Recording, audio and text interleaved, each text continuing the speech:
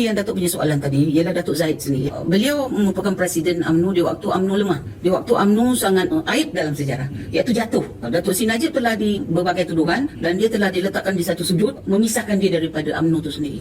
Tapi sebelum dia disalahkan, dijatuhkan, maka dia telah membela UMNO. Dan pada masa itu saya rasa UMNO kuat kerana dia dapat memenangi dalam pilihan dia kecil. So bagi saya UMNO dapat maruah balik. Tetapi lepas tu beliau telah ditahan, maka sekarang tinggallah Datuk Zahid untuk mengemudikan UMNO yang lemah dan banyak cabaran. Jadi bagi saya bukan nak puji sesiapa lah ya, tapi bagi saya fakta sejarah tetap fakta sejarah. Dan tuan-tuan juga hidup zaman ini, tuan-tuan pun boleh baca.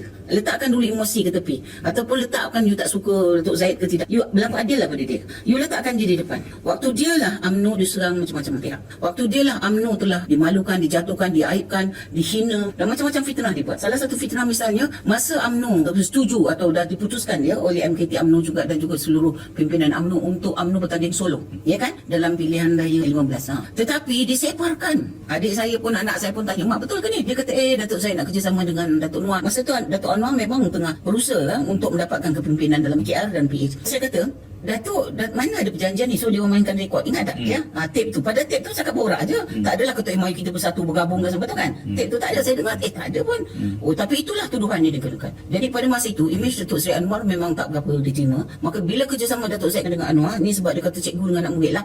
Memanglah saya pun ingat sejarah tu kan. Dan apa kita kata, Datuk Zahid juga akan menyokong Anwar sebab dulu telah diselamatkan oleh Anwar. Macam itulah kata dinaikkan oleh Anwar. Lepas tu sampai Datuk Zahid buat ikrar kan, no Anwar, no DAP, no bersatu. Tetapi mereka tutupkan no bersatu tu kan. Dia kata no Anwar, no DAP. Itu je. Pada no bersatu tu tak disebut. Bagi saya mereka mainkan isu tu. Lepas tu soal rasuah ya, kes rasuah tu dimainkan.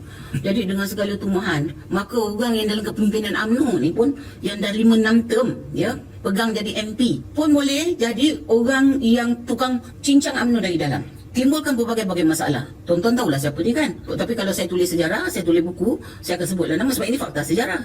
Tapi tak payahlah kita nak dengungkan sesiapa kan. Siapa makan cili dia lah terasa pedas. Saya tak gaduh dengan Datuk-Datuk semua Tan Sri tak.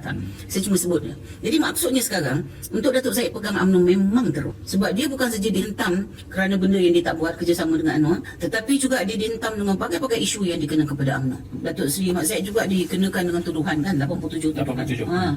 Lepas tu pula ada juga cadangan untuk haramkan UMNO. Dia dipanggil oleh bekas Perdana Menteri tu untuk diharamkan. Kalau tak haramkan dia kena. Dia tak mau haramkan, maka dia kenalah 87 tuduhan. Dan kita mesti ingat, kes dia cepat naik. Kes dia selesai cepat, betul? Orang lain bertahun-tahun dia tanggung. Dan ini tidak terus saja jalan. So bagi saya memang susah. Dia sendiri diancam, dia sendiri terluka, kata orang kan, tempang kaki, tembak macam-macam dia, tak jatuh je, tak rebah je. Tapi ada dia punya kawan yang support dia, ya, MKT yang masih setia support dia, dan juga ahli-ahli UMNO yang support dia. Dan tiap-tiap kali mesyuarat agung, walaupun UMNO begitu, mesyuarat agung tetap diadakan, betul?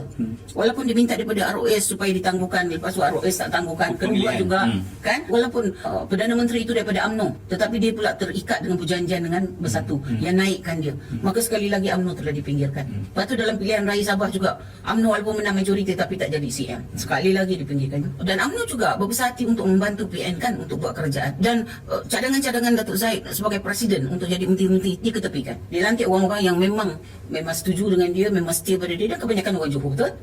So bagi saya, kalau you baca disusun elok-elok benda ni, sejarah fakta ni, dia tak boleh nafikan. Jadi bagi saya memang Datuk Seri Dr. Mat Zahid ya, saya suka sebab dia mempunyai kekuatan yang sangat dalam tentang UMNO, kesetiaan pada UMNO.